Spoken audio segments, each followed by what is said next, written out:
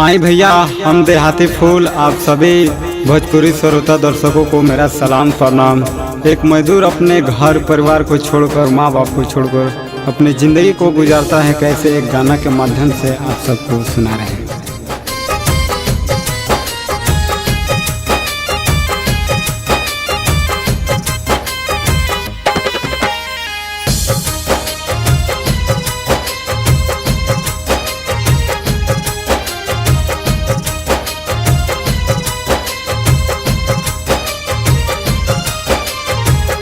पैसा कमाए खातिर दिलवा के तोड़ के, पैसा कमाए खातिर दिलवा के तोड़ के,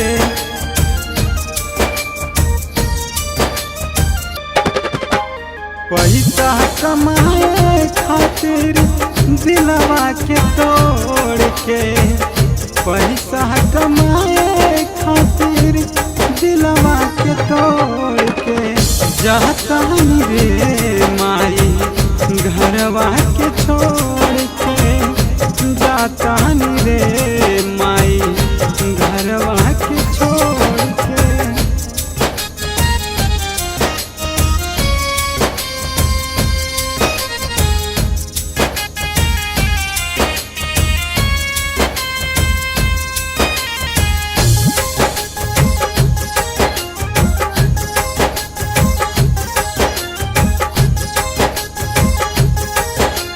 Music by A.V. Gupta.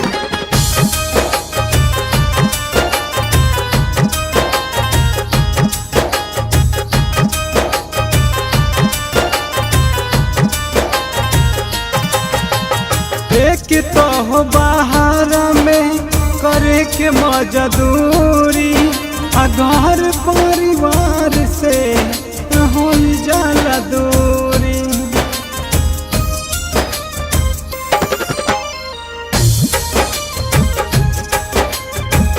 एक तो हो बाहर में करे के मजदूरी, घर परिवार से हो जाला दूरी।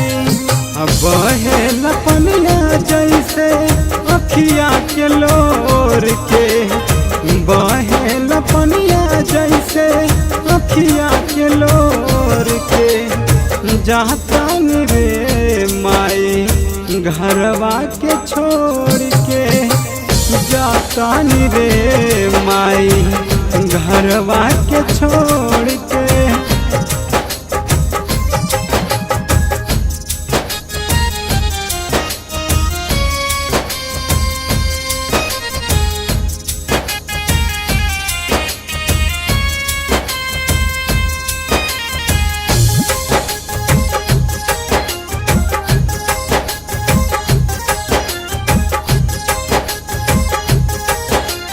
Music by A.V. Gupta.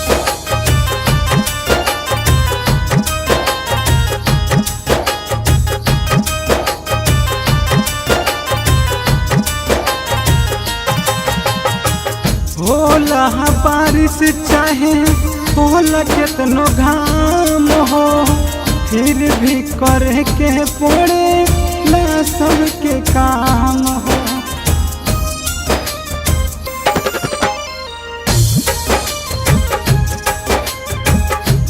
होला हो बारिश चाहे होला कितनो घाम हो, फिर भी करे के पड़े सबका हो काम हो।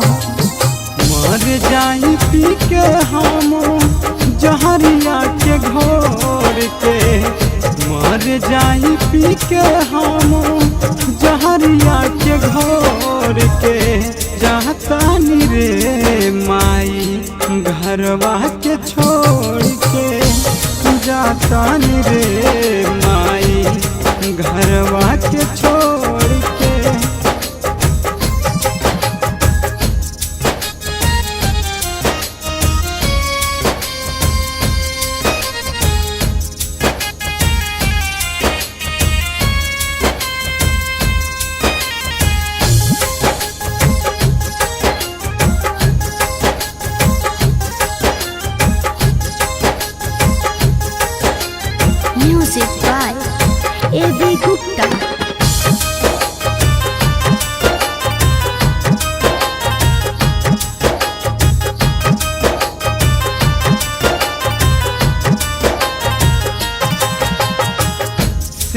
सिंगर देहाती फूल कहे सच सच बात हो, अब बाहरा में अपन लोग भी देला न साथ हो।